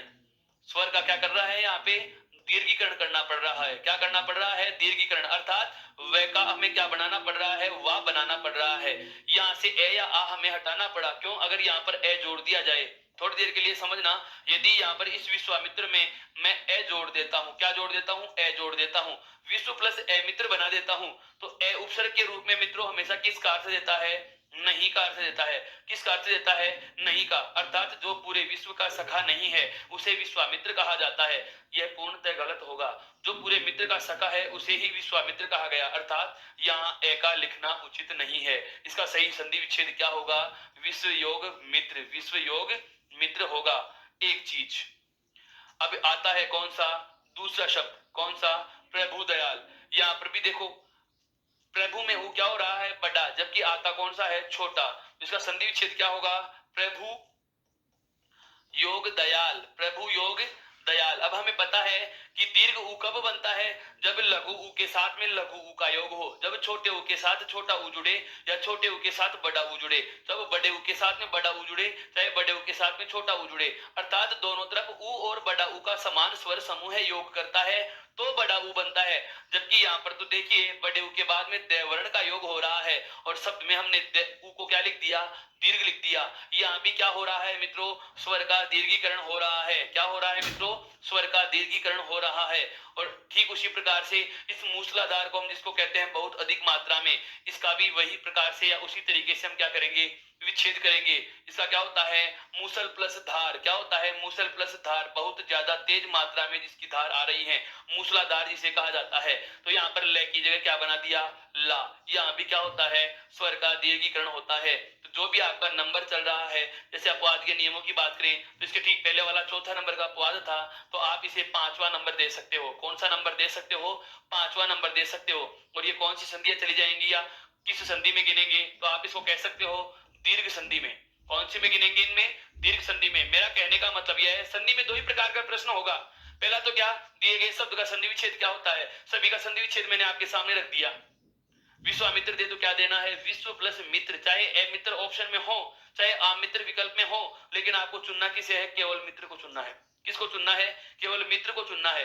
यदि आपको प्रभु दयाल का संधि विच्छेद पूछे तो कुछ नहीं करना, ऊ की मात्रा को छोटा करके दोनों को तोड़ के लिख दिया। यहाँ पर मूसलाधार का संधि विच्छेद पूछे तो मूसल प्लस धार, आधार मत कर देना, मूसल प्लस धार करना है मित्रों। अब यहाँ तक की बात आ चुकी है। और वजह क्या है, स्वर का दीर्घीकरण, अर्थात कुछ एक शब्द ऐसे हैं जो जुड़ते समय उनके स्वर, अंतिम स्वर क्या हो जाते हैं, दीर्घ हो जाते हैं। यहाँ पर देखो, ए को आ में बदला है, छोटे ऊ को बड़े ऊ में बदला है, ए को आ में बदला है। तो यह अपना कौन सा शब्द नियम हो जाएगा, अपवाद का पांचवा तथ्य, अपवाद का पांचवा तथ्य। अब बात करता हूं मैं अगले वाले तथ्य की, जहां पर हम क्या करेंगे, स्वर या व्यंजन का लोप। क्या पढ़ेंगे, स्वर या व्यंजन का लोप। बहुत अलग अलग चीजें हैं, एक बार वापस से ले लेता हूं। अगर आपने स्क्रीनशॉट नहीं लिया हो तो इसका स्क्रीनशॉट ले सकते हैं बिल्कुल अच्छे से। देखिए, अब आगे की बात करते हैं। अगला जो तथ्य है वह क्या है, मैंने अभी अभी दो शब्द लिखे थे। एक शब्द तो आता है कौन सा, सारंग, और एक शब्द आता है कौन सा मित्रों, पतंजलि। ये पूछे गए शब्द हैं, ये परीक्षाओं में चर्चित रहे शब्द हैं। इन पर प्रकाश इसलिए डाल रहा हूं, ये प्रशासनिक सेवा परीक्षा की मुख्य परीक्षाओं में पूछे जाते हैं इस प्रकार के शब्द। बिल्कुल, ये कोई अपवाद में नहीं है। अभी जो अपने ठीक पहले तीन शब्द देख लिए, कौन कौन से, विश्वामित्र, पतंजलि, बिल्कुल विश्वामित्र, पतंजलि, सारंग, मूसलाधार और प्रभुदयाल। तीन तो वो और दो ये। इन पांचों शब्दों की मैं बात करूं तो इन्हें आप अपवाद नहीं कह सकते, इन्हें आप अपवाद नहीं कह सकते, इन्हें सावधानी के संधि विच्छेद कहा जाते हैं। सावधानी पूर्वक इन शब्दों का तोड़ना और जोड़ना करना पड़ता है, जिसमें पहले वाले तीन पद जो हमने पढ़े हैं, मूसलाधार, विश्वामित्र और प्रभुदयाल, वहां हो रहा था स्वर का दीर्घीकरण। क्या हो रहा था, स्वर का दीर्घीकरण। और यहाँ पर क्या होगा, स्वर व व्यंजन का लोप। यहाँ पर क्या होता है, पांचवा जो नियम होगा, सॉरी छठा जो नियम हो जाएगा हमारा, वह क्या हो जाएगा, स्वर या व्यंजन का लोप। स्वर या व्यंजन का लोप करना है, लोप का मतलब हटा देना, स्वर या व्यंजन को हटा देंगे। देखो, इस सारंग शब्द का जो संधि विच्छेद होता है मित्रों, वह होता है सार धन अंग। सारंग शब्द का जो संधि विच्छेद होता है मित्रों, वह क्या होता है, सार धन अंग होता है। सारंग शब्द का संधि विच्छेद क्या होता है, सार प्लस अंग। और इस पतंजलि का संधि विच्छेद होता है पतत प्लस अंजलि, पतत प्लस अंजलि। अब मैं बताऊंगा कि मैंने क्या लोप किया है और क्या चीजें आपको ध्यान रखनी है। पतत धन अंजलि,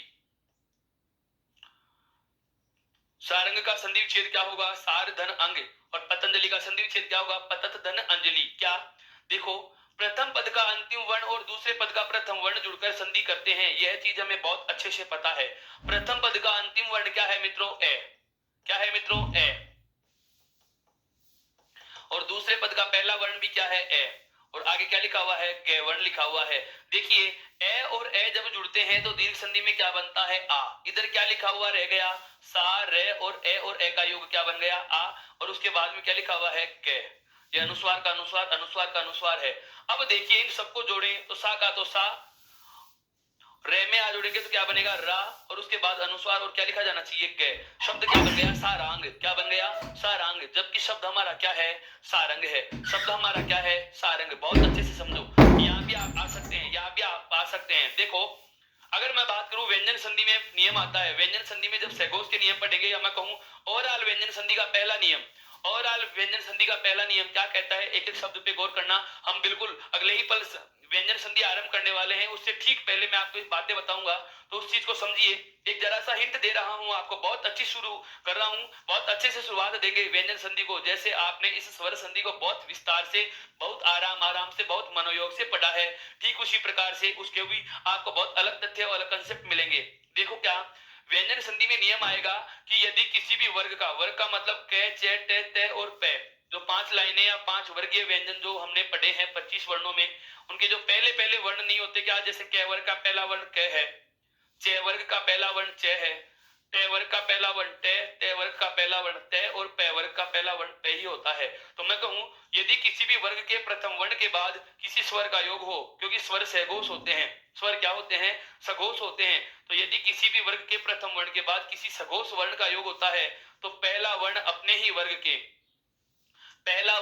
वर्ग के तीसरे में बदल जाता है, अर्थात इस तय के स्थान पर क्या बदल जाएगा मित्रों, दय बदल जाएगा, और इधर क्या रह गया, पत, और आगे क्या लिखा हुआ है, अंजलि, आगे क्या लिखा हुआ है, अंजलि। अब आप इस पूरे शब्द को जोड़िए तो देखो क्या हो गया, तय में जोड़ेंगे तो तय पूरा और जयली, पतंजलि। ऐसा कोई शब्द हमारे पास नहीं है, ऐसा कोई शब्द हमारे पास नहीं है। मैंने क्या कहा, अब मुझे क्या करना है, स्वर या व्यंजन का लोप करना है, स्वर या व्यंजन का क्या करना है, लोप करना है।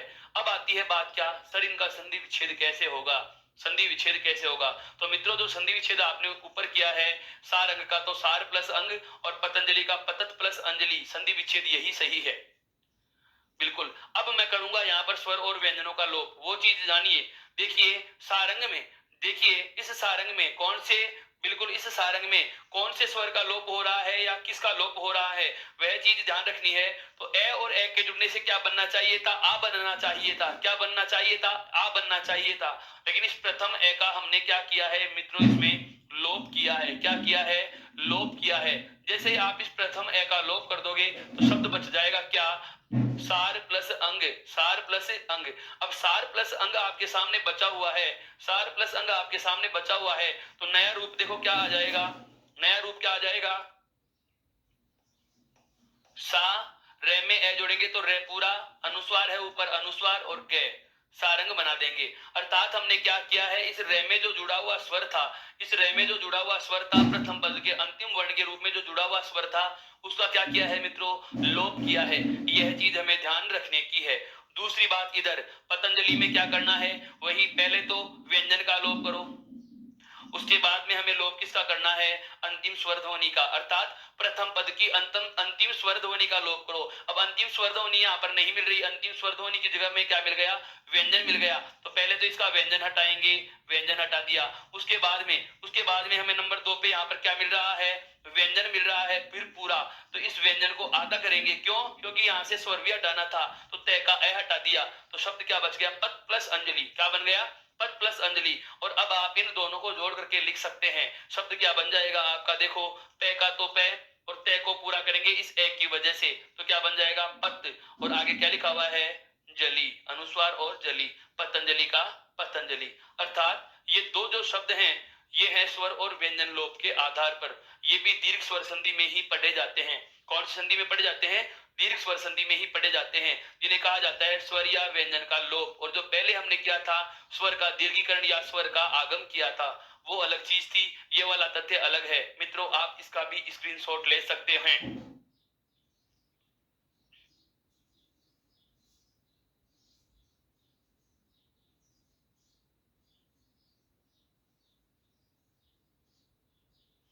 आगे बढ़ते हैं, यहां तक की बात बहुत अच्छे से समझ में आ चुकी। अब आता है हमारा अगला तथ्य, बिल्कुल बिल्कुल बहुत अच्छे से समझना है इस बात को कि क्या कहना चाह रहे हैं। देखिए आगे एक शब्द आता है मित्रों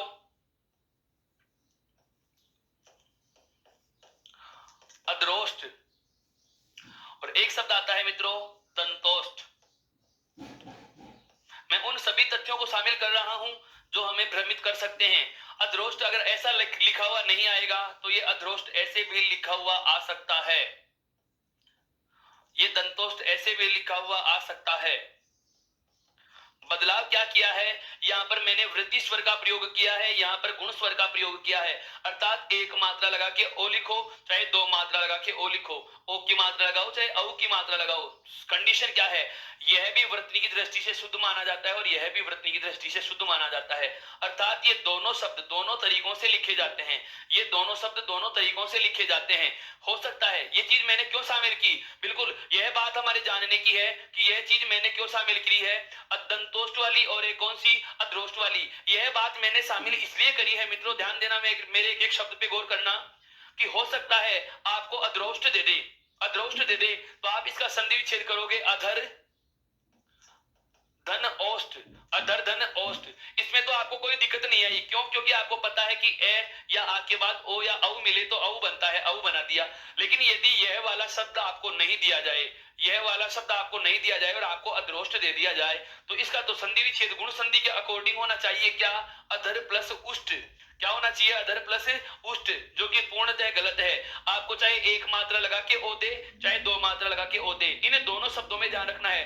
अधरोष्ट लिखे चाहे अधरोष्ट लिखे, चाहे दंतोष्ट लिखे चाहे दंतोष्ट लिखे, यहाँ पर एक मात्रा का ओ आए चाहे दो मात्रा का ओ आए, दोनों ही प्रकार के शब्दों में आपको जो संधि विच्छेद करना है, दोनों ही प्रकार के जो शब्दों में आपको संधि विच्छेद करना है, वह कौन सा करना है मित्रों? अधर प्लस ओष्ठ करना है। चाहे एक मात्रा का आए तो भी आपको इसको गुण संधि से ही तोड़ना है। तो अपवाद की वजह कौन सा शब्द हुआ इनका? ये दूसरा रूप। क्यों? दूसरा रूप लिखा हुआ तो गुण संधि के अनुसार है, और गुण संधि के अनुसार अगर इनका विच्छेद किया जाए तो इसका विच्छेद होगा क्या? अधर प्लस और उष्ट। क्या होगा? अधर धन उष्ट। क्या होगा? अधर धन उष्ट। और इसका क्या हो जाएगा? दंत धन उष्ट। क्या हो जाएगा मित्रों? दंत धन उष्ट, जो कि पूर्णतः गलत है, जो कि दोनों ही क्या है? गलत है। होना यही चाहिए, होना यही चाहिए। शब्द का लिखा हुआ रूप है गुण संधि का, उसके अनुसार इनका विच्छेद यही होना चाहिए। ये तो हो गई फैक्ट बात। लेकिन ये दोनों ही क्या माने जाते हैं? गलत होते हैं, दोनों ही गलत हैं। और यही वजह हो गई कि इनको अपवाद में शामिल करना पड़ा, कि इनके गुण संधि को भी हम किस संधि की तरह तोड़ रहे हैं? वृद्धि संधि की तरह तोड़ रहे हैं। तो चाहे अधरोष्ट एक मात्रा लगा के लिखे, चाहे दो मात्रा लगा के लिखे, विच्छेद आपको क्या करना है? अधर प्लस औष्ठ। और यहाँ पर क्या करना है? इसका विच्छेद दंत प्लस औष्ठ। क्या लिखना है मित्रों? दंत प्लस औष्ठ लिखना है। इस प्रकार से आपको ध्यान रखना है। यह आपका 7वें नंबर का तथ्य हो गया है। क्या? कि दंतोष्ठ और अधरोष्ठ दो दो प्रकार से लिखे जाते हैं, लेकिन वृद्धि सदैव, हाँ बिल्कुल बिल्कुल, संधि सदैव वृद्धि ही मानी जाएगी। अधरोष्ठ और दंतोष्ठ, हाँ बिल्कुल मित्रों, ये कुछ शब्द ऐसे हैं जो अनेक प्रकार से लिखे जाते हैं। इनमें वृत्तिनिगत अशुद्धियां भी नहीं होती, क्योंकि ये लोक प्रचलित शब्द होते हैं। लोक प्रचलित शब्द और बता रहा हूं, जैसे आपने पढ़ा होगा, बिल्कुल आपने पढ़ा होगा, इनका एनसीईआरटी तक में जिक्र होता है दोस्तों। अब तो क्या होते हैं, केवल रटने वाली चीजें पढ़ा करते हैं, आदतें खराब हो गई ना। बिल्कुल, हमें विश्वास नहीं होता फैक्ट चीज क्या होती है, वो चीज हमें जानने की आवश्यकता होती है, वह तो हम जानते नहीं है। जैसे आपके सामने में अब चर्चा चल गई तो कुछ एक शब्द लिख रहा हूं, देखो बहुत अच्छे शब्द लिखने वाला हूं। एक शब्द हम लिखते हैं क्या? सर्दी। एक ऋतु का नाम है गर्मी। बिल्कुल बिल्कुल। एक शब्द है मंदिर। एक शब्द क्या है? मंदिर है। शब्द क्या है? मंदिर। देखो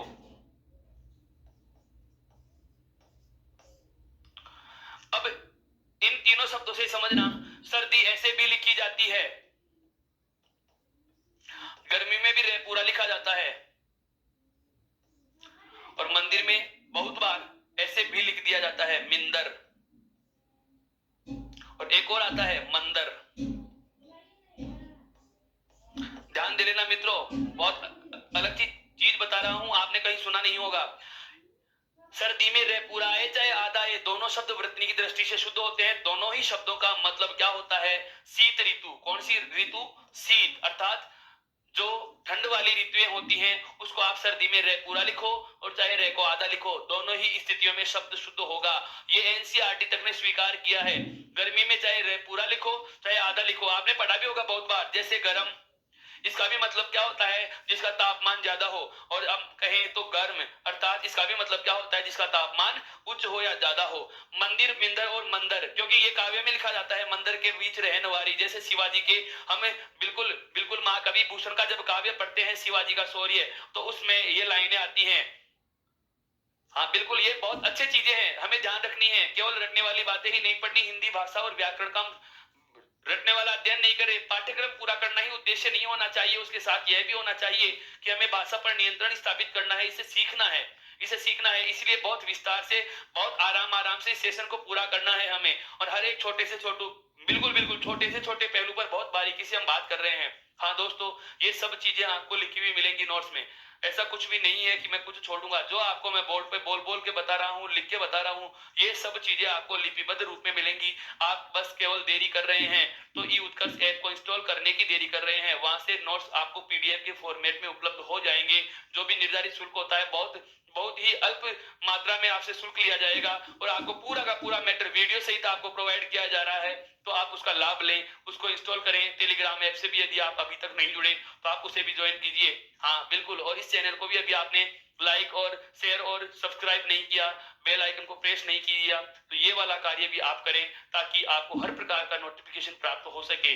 आगे बात करते हैं अपवादों के संदर्भ में। तो मैं कहना चाहूंगा कि जो स्वर संधि के 5 प्रकार थे, उन 5 प्रकारों में जो कुछ एक अपवाद बचते हैं, उन अपवादों को, उन समस्त अपवादों को हम इन 7 नियमों में समाहित कर चुके हैं। बिल्कुल, उन अपवादों को हम इन समस्त 7 नियमों में समाहित कर चुके हैं। तो ये 7वां जो नियम आया वो क्या आया कि अध्रोष्ट चाहे एक मात्रा लगा के लिखा जाए, चाहे 2 मात्रा लगा के लिखा जाए, यानी कि गुण के रूप में लिखे, चाहे वृद्धि स्वर के रूप में लिखे, चाहे दंतोष्ट गुण स्वर के रूप में लिखे, चाहे वृद्धि स्वर के रूप में लिखे। इन दोनों ही स्थितियों में इनका संधि विच्छेद कौन सा होगा? दंत प्लस ओष्ठ और अधर प्लस ओष्ठ, अर्थात इन्हें तोड़ना वृद्धि संधि के अकॉर्डिंग ही होगा। यह वाली रूप भी हमें ध्यान रखना है। एक बार आप इसका स्क्रीनशॉट ले लीजिएगा, उसके बाद हम आगे बात करेंगे।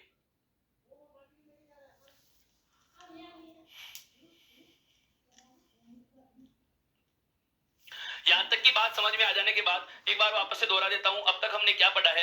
आज हम बात कर रहे हैं क्या? स्वर संधि के 5 प्रकारों में जो हमने अपवाद छोड़े थे उनके संदर्भ में। अपवादों में देखो, सबसे पहले हमने बात की 5 शब्दों से संबंधित। कौन कौन से शब्द हैं? एक तो है प्रोढ़, एक है प्रोढ़ा, एक तो क्या है प्रोढ़, एक क्या है प्रोढ़ा, एक है दंतोष्ठ सॉरी स्वेर, और एक क्या है स्वेरिणी, और एक क्या है अक्षोहिणी। वापस से बोल रहा हूं, 5 शब्द हैं। कौन कौन से? प्रोढ़, प्रोढ़ा, स्वेर, स्वेरिणी और अक्षोहिणी। इन 5 शब्दों में संधि विच्छेद होता है गुण संधि के अनुसार, लेकिन संधि मानी जाती है कौन सी? वृद्धि संधि। कौन सी मानी जाती है मित्रों? वृद्धि संधि मानी जाती है। उसके बाद मैंने 2 शब्दों की चर्चा की। एक तो है आपके सामने कौन सा? गवेंद्र, और एक आपके सामने कौन सा है? गवाक्ष। गवेंद्र और गवाक्ष, इन दोनों ही शब्दों में 2-2 संधियां मानी जाती हैं और 2-2 ही इनके संधि विच्छेद माने जाते हैं। और परीक्षा में एक समय में एक ही विकल्प आएगा। यदि दोनों आ जाते हैं तो तीसरा या चौथा विकल्प अवश्य पढ़ें, क्योंकि उसमें आपको इस प्रकार की लाइन मिलेगी, उपरोक्त दोनों। और यदि ऐसा भी विकल्प नहीं आता है और फिर भी यदि आपको एक चुनने का अवसर दिया जाए, तो आप इनका जो सही वाला संधि विच्छेद है यह चुनाव करके आना। कौन सा चुनाव करके आना? गवेंद्र में गुण संधि अर्थात गव प्लस इंद्र, और गवाक्ष में दीर्घ संधि गव प्लस अक्षी। इसका आप चयन कर सकते हो। हालांकि ऐसा क्वेश्चन देगा नहीं, विवादित चीजें ज्यादा नहीं दी जाती है, पेपर बनाने वाला स्वयं बचता है। फिर आगे आया हमारे पास कौन सा शब्द? रामायण शब्द। कौन सा शब्द आ गया? रामायण शब्द। सवाल क्या है कि रामायण शब्द को अपवाद में क्यों लिया?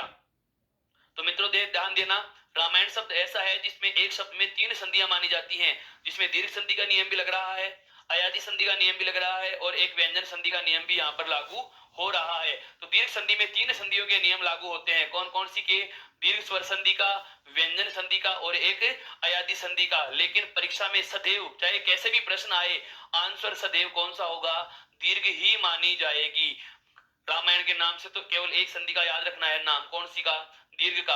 अन्य आपको विकल्प दिए जा सकते हैं, अन्य जैसे रामायण शब्द का सही संधि विच्छेद होगा राम धन अयन भी आ जाए और रामई धन अन आ जाए। अब आप इस रामई धन अन को जोड़ोगे तो बनेगा तो रामायण ही, ध्यान देना, बनेगा रामायण ही बनेगा। लेकिन इसका जो माना हुआ संधि विच्छेद है वह कौन सा माना जाएगा? दीर्घ का ही माना जाएगा, चाहे यह विकल्प में आ ही क्यों न हो। बिल्कुल ध्यान में रखने वाली चीजें हैं। उसके बाद अगला जो तथ्य हमने चर्चा किया वो कौन सा है? यदि किसी पद के अंत में अक्ष, अक्षी, अक्ष, रात्रि, निश, इच्छ या अच्छ हो तो ये क्रम से अक्षी, रात्रि, निशा, इच्छा या अच्छा में बदल जाते हैं। उसके बाद जो अगली बात हमने चर्चा की है वह कौन सी है कि दीर्घ संधि के 3 शब्द देखे, विश्वामित्र है, प्रभु दयाल है, मूसलाधार है, इन्हें कहा जाता है दीर्घ का, बिल्कुल बिल्कुल बिल्कुल दीर्घ का अपवाद, यानी कि स्वर का दीर्घीकरण हो जाता है। इन संधियों में देखते हैं यहाँ पर एक की मात्रा किसमें बदल गई? आम में। यहाँ पर रिसु की मात्रा किसमें बदल गई? दीर्घ उ में। यहाँ पर एक की मात्रा किसमें बदल गई दोस्तों?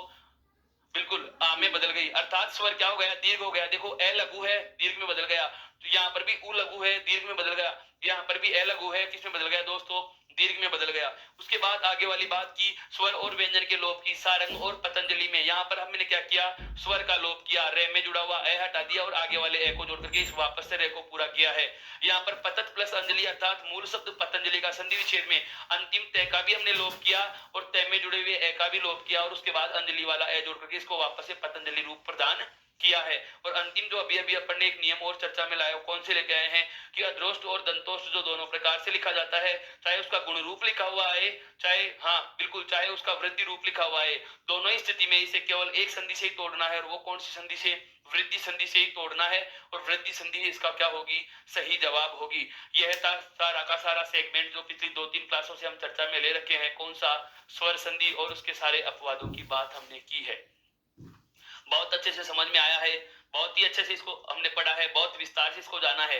आ जाता है अब हमारा दूसरा महत्वपूर्ण प्रकार संधि का। कौन सा दोस्तों, व्यंजन संधि। अब हम आरंभ करने वाले हैं दोस्तों, कौन सा प्रकार, व्यंजन संधि, अर्थात संधि का दूसरा प्रकार। हेडिंग डाल दीजिएगा, व्यंजन संधि क्या होती है, किसे कहा जाता है, कितने इसके नियम होते हैं, सब बातों पे बहुत गहरे विस्तार से हम बात करने वाले हैं। सबसे पहले बिल्कुल हेडिंग डाल दीजिएगा, व्यंजन संधि।